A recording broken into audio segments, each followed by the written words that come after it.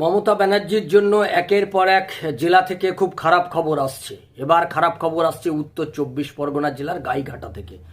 মমতা ব্যানার্জির সাধের গাইঘাটা, যে গাইঘাটাতে গাইঘাটা সমবায় নির্বাচন, সেই গাইঘাটার সমবায়ে গত 10 বছর ধরে দাপটে চালিয়েছে তৃণমূল কংগ্রেস, এবং সে তারপরে ওই অঞ্চলের মানুষ বুঝেছে যে তৃণমূল কংগ্রেস মানে কি, আর এই সমবায়গুলোতে তৃণমূল কংগ্রেসের লোকেরা ঠিক কি কাজ করে বেড়ায়। আমি গোটা রাজ্যের বহু সমবায়ে দেখেছি তৃণমূল কংগ্রেসের লোকেরা এসে অভিযোগ করছে তৃণমূল কংগ্রেসের বিরুদ্ধে, বলছে সমবায় সমিতির টাকা মেরে দিচ্ছে তৃণমূল কংগ্রেস, এদেরকে হাঁটাতে হবে।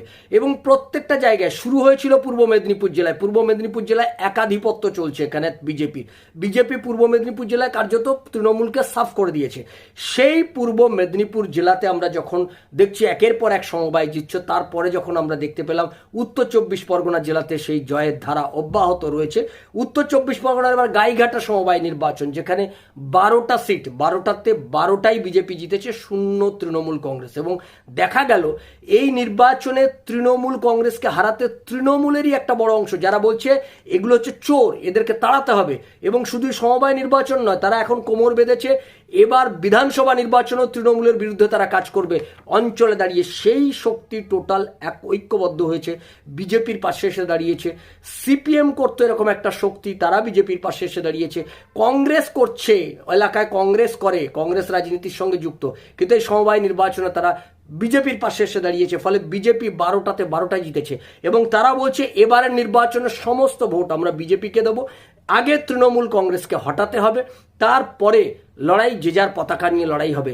এবারের নির্বাচন হবে সমস্ত জনগণের সঙ্গে তৃণমূল কংগ্রেসের বিরুদ্ধে।